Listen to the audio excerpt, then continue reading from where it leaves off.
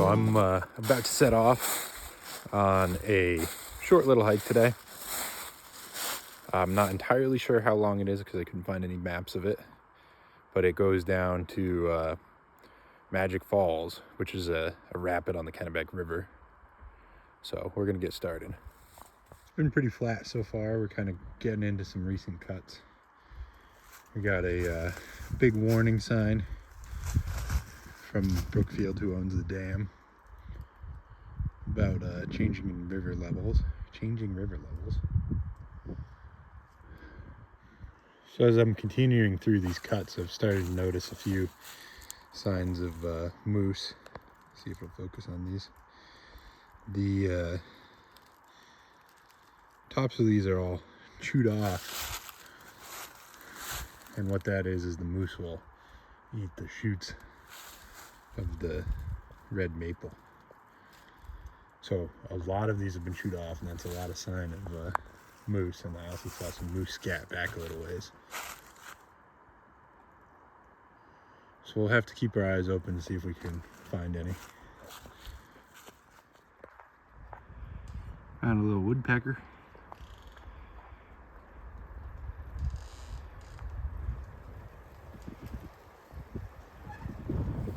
All right, so now we're starting to go down,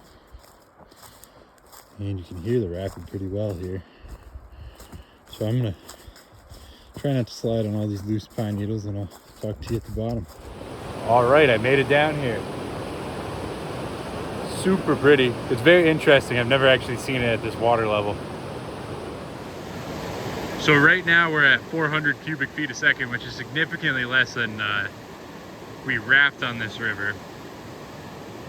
And so at 5,000, which is standard water level, up there is where Magic Hole is.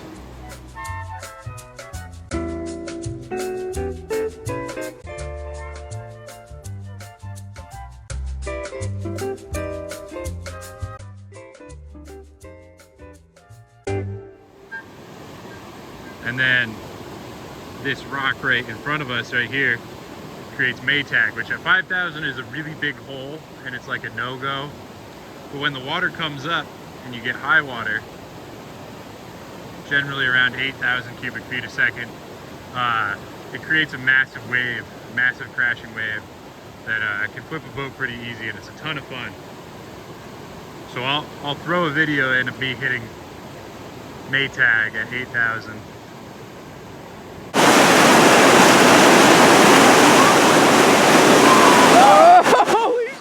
At this water level, the Kennebec is much more of a drop pool than a continuous.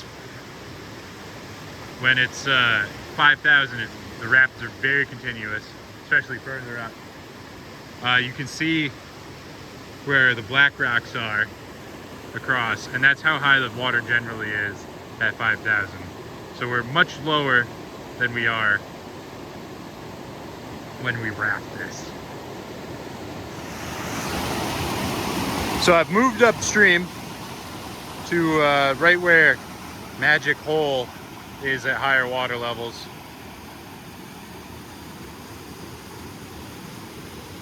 It's quite loud still.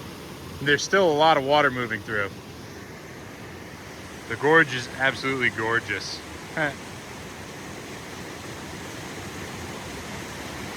I haven't been down on the shore here since my guide training in May. I've been through the rapid plenty of times, but I haven't been on the shore since May.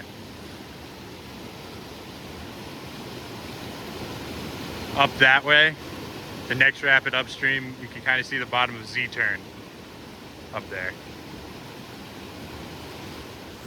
All right, I'm heading back up the gorge walls.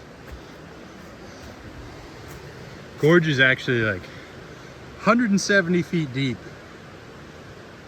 and it can get deeper and shallower in different areas, but it's pretty darn steep.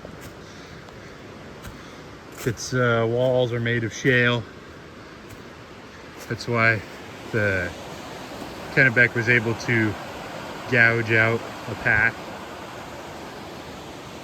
This is relatively soft rock.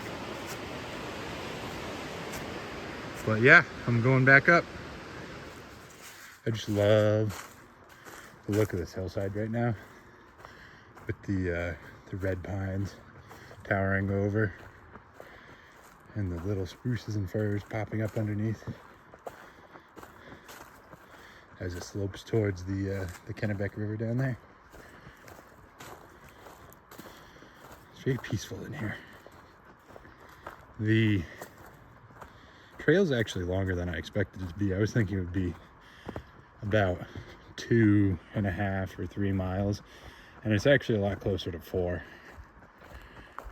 So I got a little ways to go on my way back. Right in there is a ruffed grouse. Let's see if we can see him.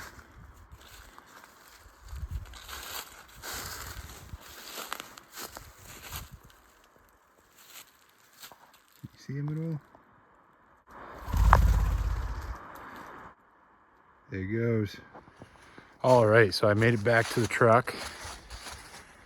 It wasn't too long of a hike. I didn't end up seeing any moose, despite seeing a ton of signs of moose. But I did see a few partridge and some squirrels. There's only one partridge that let me get him on video though. So that's all for today.